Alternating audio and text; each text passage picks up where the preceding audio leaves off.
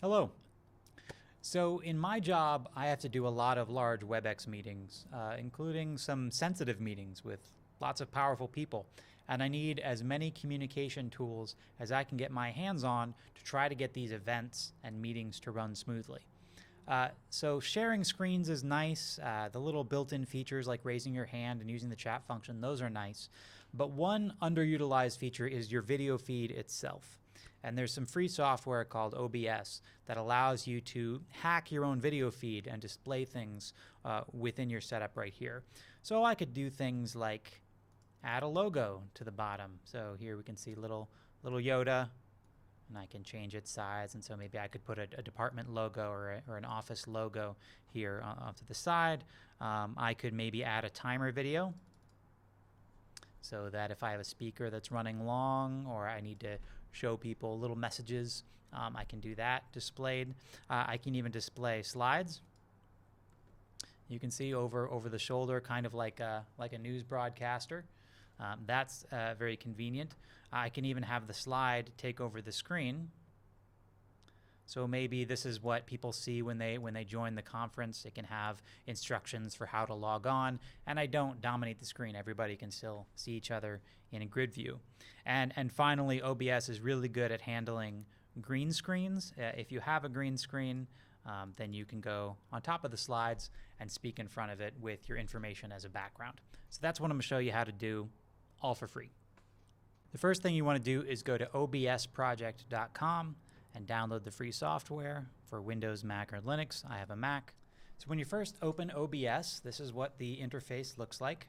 And on the bottom left, you should see scenes and sources, and both of those should be empty if you're using this for the first time. First thing to do is to add a scene. That is a preset of what kind of media you want funneling into the OBS virtual webcam. So I'm going to add a plus to scene, to add a scene. I'm going to call it whatever I want. Ben's test scene. And then within that scene, you have sources, and you'll see it's empty. So I'm going to add my first source within that scene, and that'll be my web camera. I'll add video capture device. I'll call it webcam. And then here I'll have to select which device. You can see all kinds of different software I have. I'm just going to do the raw FaceTime HD camera, and there you see me. This has a little preview of this media element within the larger space. I'm going to say, okay, I'm okay with that. Now it doesn't fill the screen, so I have to manually drag it into the corner, but it clicks nicely in the corner, so it fits. Okay, this is my video feed. And let's say I want to add some stuff like the little Yoda logo that we saw before. So I'm going to add a second source by hitting the plus sign, image, and I'm going to call it Yoda. And here I'm going to browse for a file on my computer. I'm going to select Yoda. Here you see this is a preview, and it's a PNG image with a transparent background. Hit OK. And then here you see it's now loaded, and I can change the size by dragging the corner. And I'm going to put it over here in the bottom. This could be a department logo, an office thing, any kind of image, maybe something associated with this specific event. Kind of cool. Just it can look professional, but not a lot to be done with this. Okay, now I want to make this the image that you see in Webex, okay? So I'm going to shrink down OBS, and you'll see here I'm over in a Webex meeting, okay? Now Webex is, you can just see there's no Yoda. It's just taking my typical webcam feed. To be able to let what I see in OBS here be what the audience sees as my webcam, what I have to do in OBS is click the button that says Start Virtual Camera. So I'm going to hit that button. So now this is potentially recognized as a virtual camera. Now I go to Webex. Same thing would work with Zoom or any video call. And I'm going to select my camera. And I'm going to select OBS Virtual Camera. And now you see, haha, Yoda shows up. So everything I see now on the OBS screen is what everyone on the video call sees, because I have the virtual camera running and because I've selected it. If I stop virtual camera at any time, you'll see you get this little error that comes up because it selected OBS virtual camera, but there's nothing showing. So I'm going to start it back up, and here you see it. And you'll see as I move Yoda in real time, the same thing happens. The audience will see Yoda flying around just the same. Okay, so let's add some more toys. I'm going to add a video. A video is a media source. Again, not very intuitive names. I'm going to call it timer video. So I have downloaded a video from YouTube of just a timer clicking down. So I'm going to browse for that video. And so here's the video that I've downloaded with a green background. That allows me to remove the green background, and I'll show you how to do that. Anytime you load a video within the properties of the video, you can choose whether or not to loop the video behind you. I don't want it to loop. We can choose to make it restart after the video finishes. I don't want it to do that. And we can, by default, make the video disappear once it's finished. I don't want it to do that. Okay, I can change the speed of the video, but it's a timer, so I want to keep it at normal speed. Hit OK. And you'll see the video started playing. Now, how do I control the video's playback? You'll see now that I've added it as a video, just below the video here, you have a little scroll bar. So I can hit pause, and I can change the location. So let's say I want to make a 30-minute timer. What I like to do is drag it to 30 minutes. Okay, doesn't have to be perfect. And then when I'm ready to hit go, I hit play. And I can sit back and listen to the speaker, and they can see the clock wind down just by looking at my video feed. I could make it dominate the entire image, or I could shrink it down. Now let's remove the green. How do we do that? Well, you see here's the video scroll bar. There's also filters. So I've selected the timer video, which is running, and I'll hit filters. There's a lot of stuff you can play with. I'm just going to show you one of them. Under Effect Filters, hit the plus sign and select Chroma Key. Chroma Key is the green screen. I don't have to rename it. And by default, it selects green. If you wanted, you could do like a blue screen, so it's not going to remove it. But I'll do green screen. And because it's such a clean green background, you don't need to mess with any of these defaults. I'll show you how to do that later. So as I said, okay, now I have a transparent background, and I could have this sitting subtly over in the corner so it doesn't feel like it's blaring in anyone's face, but anyone could look down as they see it. All right, so I got a timer, I got Yoda. How do I share slides? Okay, there's a lot of ways to do this. I'm gonna add another source. What I like to do is display capture. So all it's gonna do is just share a part of my screen, a cropped part of my screen. I have slides up on my second display, and I'm gonna call this slides.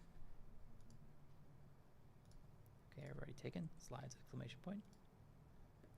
And you can see it's just sharing my screen raw in this kind of infinite creepy way. There's three ways to share a part of your screen. One is to manually crop a part of your screen. Another is to crop to a single application window. And a third is to crop to a single application window and then manually crop smaller within that window. And that's what I like to use most often. So I'm going to do that. I'm going to select which menu I like. I'm going to select PowerPoint slideshow that I've already prepared. I have to make sure I've selected the right display. Okay. And now you'll see there's a little cheddar up here, a little spinach. So I'm going to crop this down. I'm going to crop 70 from the top. You have to enter pretty big numbers here. It's not very sensitive. Okay, and now I can scroll this down, and now I can put it over to the side like I'm a news broadcaster. And I can talk to the slides this way. Okay. Now I could either physically move over to the side and talk to these slides, or, which is especially useful if I've removed the green screen, I can move myself physically over. Or I could make myself smaller. And this is one thing I like to do. Make myself smaller and then make the slides really big. And I could go over here to my sources and I can change the order. So let's say I want my webcam to go above the slides. I could do something like this. So this is nice and handy if you don't have a green screen. Now here's the difficult thing about dealing with slides as a picture-in-picture this way, is that when I look at OBS in this window right here, I'm not in a mirror image. I can read the slides nicely, and the audience can read the slides just fine. But it's jarring for me because it makes me want to point to the slides that way. It's kind of weird. However, if you look at the Webex window up here, I am in a mirror image. It's really nice. I can gesture to the slides this way. However, the slides are backwards for me. So the text is backwards and the timer would be backwards. It's not backwards for the audience. They can see it just fine. But it's handy for us to see ourselves this way. So how do you get over it? There's a lot of different ways. You can play with some different options. What I like is to keep it simple because you never know how things get complicated in the moment. So what I like to do is disregard OBS, okay? Just take the Webex and I'm gonna look at the Webex screen and I'm gonna speak to my slides. But to make sure I can read my slides, I physically take my slide window and put it on my second display. So here I have one display I'm looking at with Webex. I have a second display with my slides up. That's the one I'm sharing right here. So it's intuitive for me to look at my slides, read off of my slides, gesture in the right direction, and then I can look back at my audience, look at them in the eye, and I'll see myself, and I'll see my Webex screen. So that's what I like to do nicely without having to physically transform any images. This is intuitive for me.